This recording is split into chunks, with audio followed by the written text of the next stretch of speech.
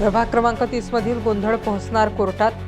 नाशिक प्रभाग क्रमांक 3 निवडणूक आयोगाने तिसऱ्या फेरी अखेर जाहीर केलेली आकडेवारी आणि प्रत्यक्ष आकडेवारी यात मोठा फरक असून ही निवडणूक पुन्हा न घेतल्यास मतदारांवर मोठा अन्याय होईल असा दावा करीत ऑल इंडिया मजलिस ए इत्तेहादुल मुस्लिमीन MIM पक्षाने कोर्टात जाण्याची तयारी सुरू केली आहे.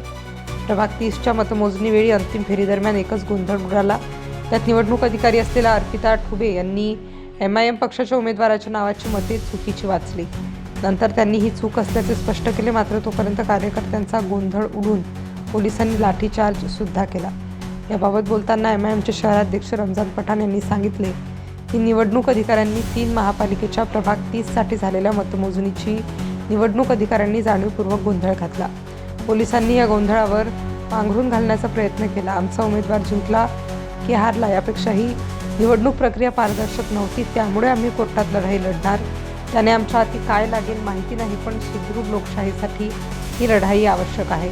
निवडणूक संपल्यानंतर निवडणूक अधिकाऱ्यांनी अंतिम मतमोजणीचे आकडे दिले तर यापेक्षा धक्कादायक आहेत.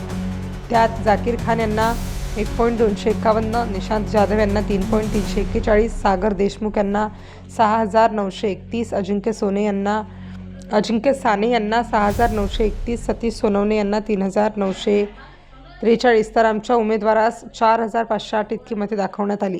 जाहीर झालेल्या आकडेवारीत घट कुठून झाली याचाच अर्थ निवडणूक अधिकाऱ्यांनी जाणीवपूर्वक एकाच फायदा होईल अशी कृती केल्याचा आरोप शहराध्यक्ष पठाण यांनी केला आहे.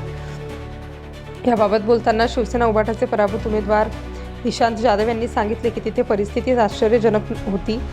पोलिसांनी थेट रस्ते चढवले. निवडणूक प्रक्रिया संपली असे सांगत किती मते मिळाली याची आकडेवारी सुद्धा घेऊन देण्यात आली नाही. मतमोजणी केंद्रात आमच्या हरकतींसह पुनर्मतमोजणीच्या मागणींकडे अधिकाऱ्यांनी जाणीवपूर्वक दुर्लक्ष केले. मतमोजणीच्या किती फेऱ्या होतील याची स्पष्टता प्रशासनाने ठेवली नाही. अचानक एकच गोंधळ उडवून पोलिसांनी प्रशासनाने निवडणुकीच्या प्रक्रियेवर थेट कब्जाच मिळवला असे जाधव यांनी स्पष्ट केले. MIMच्या कोर्टाच्या जाण्याच्या निर्णयालाही त्यांनी पाठिंबा असल्याचे सांगितले. भाजपच्या अजिंक्य साने यांना 4,387 जाहीर झाले. MIMचे मोहसिन शाह यांना तर थेट 9,000पेक्षा अधिक मते मिळाल्याचे सांगण्यात आले. आमच्या कार्यकर्त्यांनी शूट केलेला व्हिडिओ हा सध्या मतदारांपर्यंत पोहोचत आहे.